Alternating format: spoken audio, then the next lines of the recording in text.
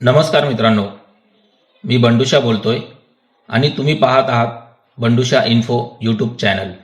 आजच्या या व्हिडिओमध्ये आपण पाहणार आहोत VLE लॉग इन वापरून रहिवासी दाखला ऑनलाईन कसा बनवायचा, हा दाखला कुठे लागतो, कोणते कागद लागतात आणि अर्ज कसा करायचा, हे सगळं मी स्टेप बाय स्टेप सांगणार आहे। रहिवासी दाखला म्हणजे काय? रहिवासी दाखला म्हणजे एखादी व्यक्ती महाराष्ट्र राज्यातील रहिवासी आहे हे सिद्ध करणारा अधिकृत दस्तावेज।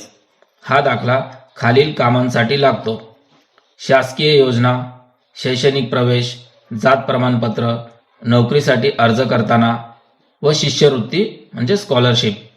आजच्या या व्हिडिओमध्ये मी 18 वर्षाखालील रहिवासी दाखला कसा काढायचा हे दाखवणार आहे। तर त्यासाठी कागदपत्रे काय लागतात ते आपण पाहूया। मी माझ्या सिस्टममध्ये कागदपत्रे स्कॅन करून ऑलरेडी ठेवलेली आहेत। चला तर मी तुम्हाला दाखवतो। तुम्ही इकडे बघू शकता, मी इकडे कागदपत्र कोणती कोणती घेतलेली आहेत। सगळ्यात आधी बेनिफिशियरी फोटो, ज्यांच्यासाठी तुम्ही रहिवासी दाखला बनवत आहात त्या बेनिफिशियरीचा फोटो, म्हणजे मुलगा किंवा मुलगी असेल, म्हणजे लाभार्थीचा फोटो, अर्जदार हे त्या मुलाचे किंवा मुलीचे वडील असतात म्हणून त्यांचा फोटो। त्यानंतर लाभार्थीचं बोनाफाईड सर्टिफिकेट जे शाळेतून दिलं जातं, फादर डोमेसाईल म्हणजे अर्जदाराचे डोमेसाईल, त्यानंतर बेनिफिशियरी डोमेसाईल, अर्जदाराचे आधार कार्ड, बेनिफिशियरीचा जन्मदाखला, अर्जदाराचं लाईट बिल, बेनिफिशियरीचा आधार कार्ड, सेल्फ डिक्लेरेशन आणि ॲप्लिकेशन।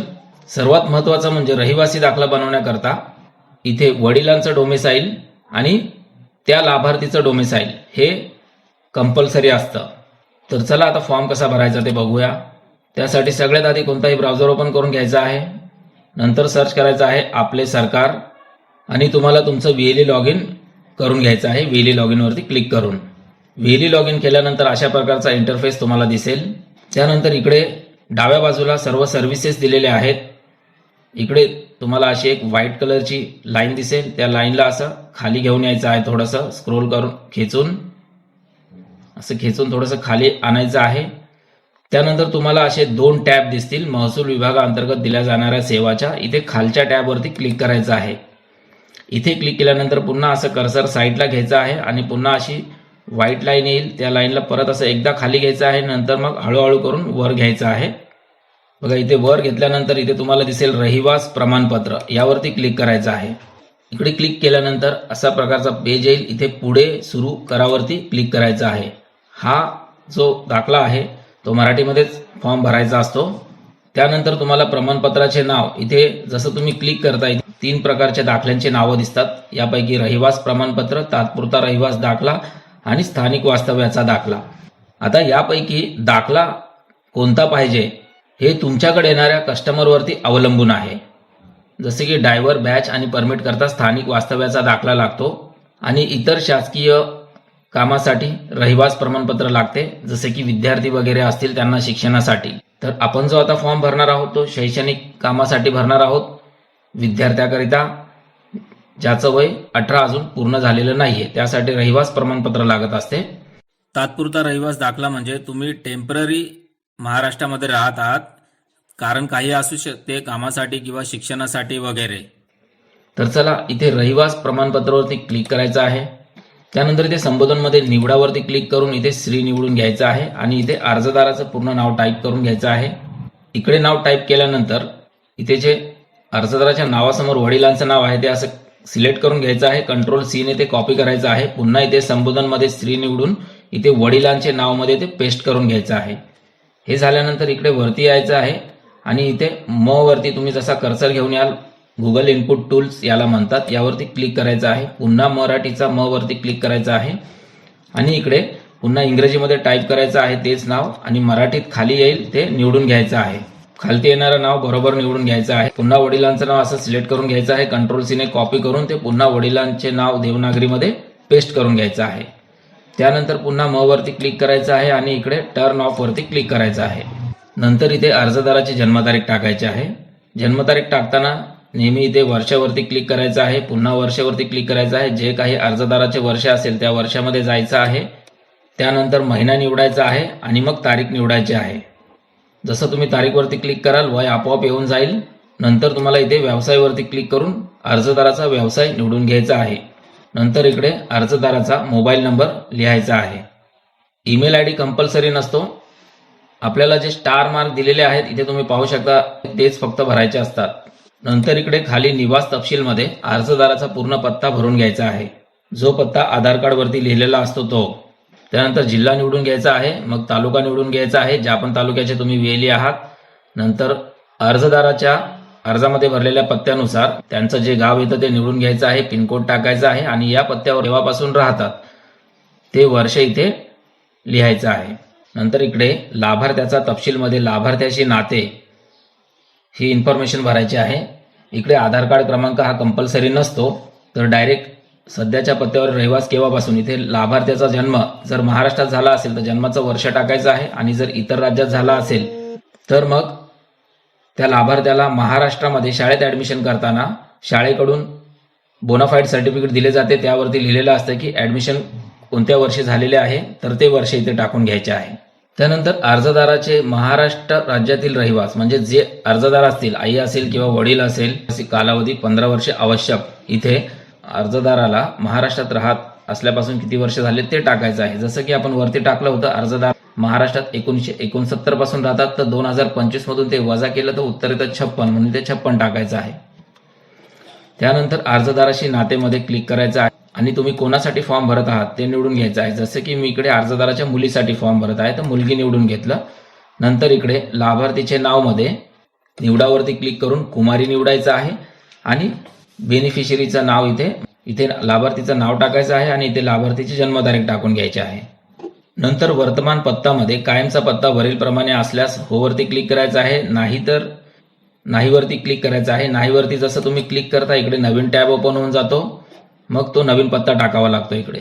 तर आपला पत्ता सेमच आहे. होवरती आपण क्लिक केला. जन्माचे तपशीलमध्ये जन्माचा पत्ता वरीलप्रमाणे असेल तर होवरती क्लिक करायचं आहे, नाही तर नाही. तर हो आपल्याकडे आहे, इकडे सुद्धा होवरती क्लिक केलंय. त्यानंतर लाभार्थीची शैक्षणिक माहिती भरायची आहे. इकडे निवडावरती क्लिक करायचं आहे. लाभार्थीचं शिक्षण किती आहे ते निवडून घ्यायचं आहे. नंतर लाभार्थी ज्या शाळेमध्ये शिकत असेल त्या शाळेचं नाव टाकून घ्यायचं आहे. त्या शाळेत ॲडमिशन कधी झालं ते प्रवेश वर्ष इथे लिहायचं आहे. सोडल्याचे वर्ष इथे टाकायचे आहे. त्या शाळेचा पत्ता इथे टाकून घ्यायचा आहे आणि मग जोडावरती क्लिक करायचं आहे. त्यानंतर अशा प्रकारे खाली जोडलेली माहिती तुम्हाला दिसेल. नंतर अर्जदार इतर राज्यातून महाराष्ट्रात स्थलांतरित झालेला असल्यास लागू आहे नाही इथे निवडावरती क्लिक करायचं आहे आणि त्यानुसार तुम्हाला निवडून घ्यायचं आहे. नंतर अर्जदार अन्य जिल्ह्यात शासकीय योजनेचा लाभार्थी आहे काय असल्यास ठिकाणाचा तपशील इथे सुद्धा नाहीवरती क्लिक करायचं आहे.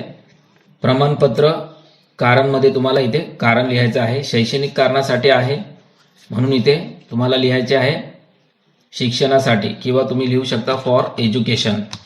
आणि इकडे कराराच्या तपशीलमध्ये सर्वात खालती इथे मला मंजूरच्या या बॉक्समध्ये क्लिक करून पुढे जावरती क्लिक करायचं आहे. त्यानंतर ओके करायचं आहे. पुन्हा पुढे जावरती क्लिक करायचं आहे. त्यानंतर असे येईल click here to upload documents, इथे क्लिक करायचं आहे आणि इकडे सर्व डॉक्युमेंट्स एक एक करून अपलोड करायचे आहेत. कशा प्रकारे तर चला बघूया. सर्वात आधी डॉक्युमेंट टाईपमध्ये निवडावरती क्लिक करून इथे अर्ज सिलेक्ट करून घ्यायचा आहे आणि चूज फाईलवरती क्लिक करून इथे ॲप्लिकेशन अपलोड करून द्यायचं आहे आणि इथे लिहायचं आहे FORM फॉर्म. ॲड डॉक्युमेंटवरती क्लिक करायचं आहे. असे दिसेल डॉक्युमेंट ॲडेड सक्सेसफुली, ओके करायचं आहे.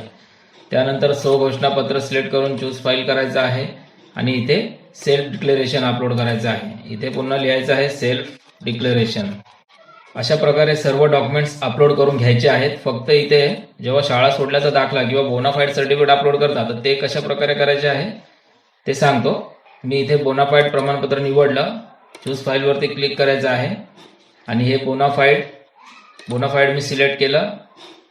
इकडे ओपनवरती क्लिक करायचं आहे. इथे लिहायचं आहे स्कूल बोनाफाईड, पुढे डॅश करायचे आहे आणि पुढे लिहायचं आहे इश्यूड बाय.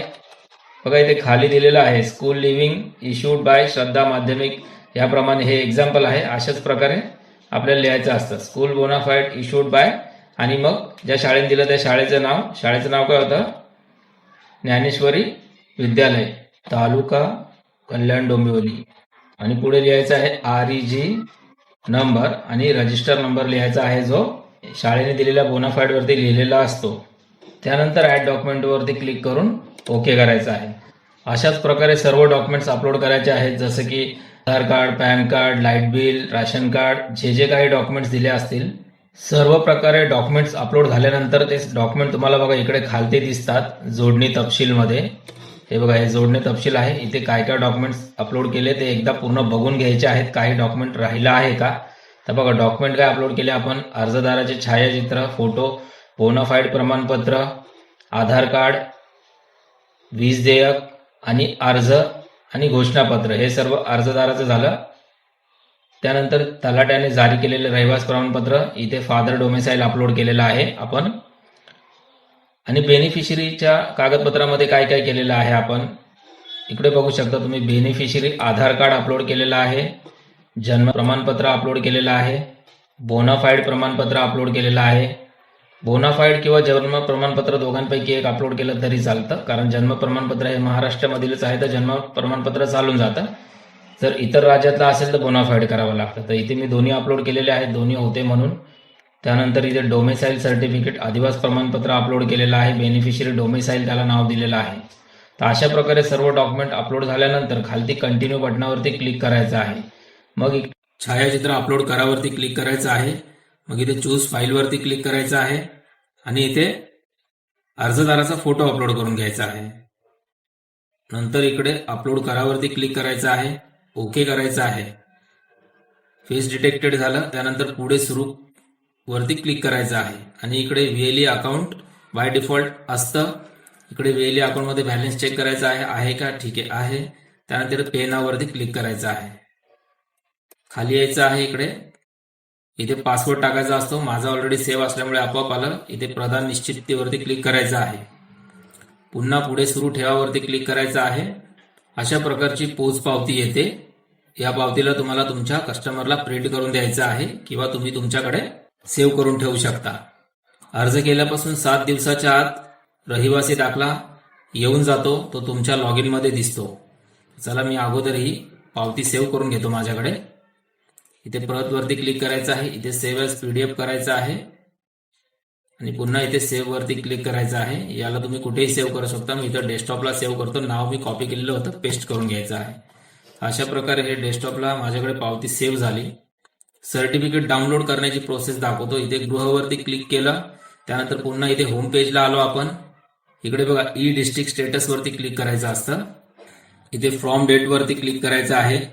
इकडे आपण 6 दिवसाची माहिती बघू शकतो. जसं की मी इथे क्लिक केलं आणि इथे 14 तारीख निवडून घेतली डिसेंबरची. नंतर इकडे क्लिक केलं आणि इकडे 20 तारीख घेतली. त्यानंतर इकडे खाली ऑप्शन असतात अप्रूव्ड, पेंडिंग. तर इथे अप्रूव्ह वरती आता क्लिक आहे. तर डिस्प्ले ऍप्लिकेशन वरती इकडे क्लिक करायचं आहे. त्यानंतर तुम्ही पाहू शकता इकडे हे सर्व ऍप्लिकेशन आयडी आहेत. इथे सर्व्हिस नेम आहे आणि इथे नावं आहेत ऍप्लिकांटची वेगवेगळे आणि स्टेटसमध्ये बघू शकता तुम्ही अप्रूव्ह झालेले आहेत. तर इकडे ऍप्लिकेशन आयडी जो दिला आहे, जसं की इकडे इन्कम सर्टिफिकेट आहे, इथे बघा रेसिडेंट सर्टिफिकेट आहे म्हणजे रहिवासी दाखला. डाउनलोड करण्यासाठी इकडे फक्त या ऍप्लिकेशन आयडी वरती क्लिक करायचा असतो. तर जसं की मी इकडे क्लिक केलं, बघा इकडे डाउनलोड झाला दाखला इथे दिसतो आहे. ओपन करून दाखवतो.